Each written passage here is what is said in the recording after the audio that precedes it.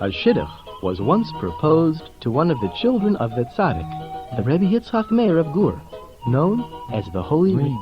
The Rebbe agreed to this shidduch, but his wife, the Rebbitzin, complained.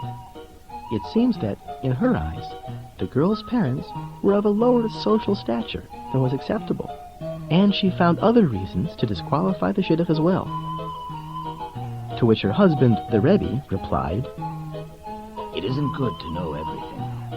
And to illustrate his point, the Rebbe told her this telling tale. There was once a young man, well learned in the Torah, and a brilliant teacher, who lived with a wealthy man by the name of Kahana. Now, it was the job of this young man to be a tutor to the children of the household. For long hours and little money, he taught the 6 Kahana boys from early in the morning until well into the day. Now, unbeknownst to a soul, this tutor was a hidden tzaddik, and as a hidden tzaddik, he had his hidden ways. So, as was his custom, each night after his full day of work, he would travel to the neighboring forest to sit and meditate for a few hours. After a month or two, the wealthy Kahana noticed the young man's strange behavior. Each night, after many hours of diligent and devoted attention to his pupils, the tutor would trek into the dark of the woods, only to return after an hour or two or more. So, one day, curious to know the reason for the nightly excursions, Kahana begged the young man to reveal to him just what it was he did there. At first the tutor refused, but Kahana pressed and cajoled and pleaded and begged until at last the young man revealed this. "I listened to the conversation of the birds." He listens to the conversation of the birds. Kahana was shocked, and the tutor revealed that he listens to the conversation of the birds because, quite simply, he understands.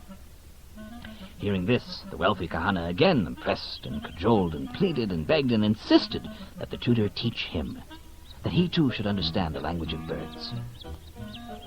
To understand the wisdom of the language of birds, well, the young tutor warned his wealthy friend that to be on the proper level to acquire this wisdom, one had to follow a strict regimen of fasting as well as various forms of self-affliction. The wealthy man wasn't put off by this and agreed to follow everything the tutor commanded him, for his desire to acquire this wisdom was that great. The tutor tried to dissuade his wealthy friend, but when he saw Kahana's determination, he relented. The wealthy man did as he was instructed, and the tutor taught him the language of birds. Shortly after this, the tutor had to leave that job and travel to a faraway town. The wealthy man also left at that time to travel on business. The first night of this trip, he stopped at an inn. At midnight, he heard the birds, and they were saying that his house was under the threat of being destroyed. So he returned immediately and saved his house and property. And so this happened a number of times, that through the listening to the birds, he was saved from much loss and damage. Then one day he heard the birds saying that he would soon die. And he was, of course, very upset by this, especially since he wasn't told how he would die, so he had no idea of how to save himself. Then, in the town he was in, he met the tutor and told him all that had happened. So the tutor said to him, "Why did you want to know so much?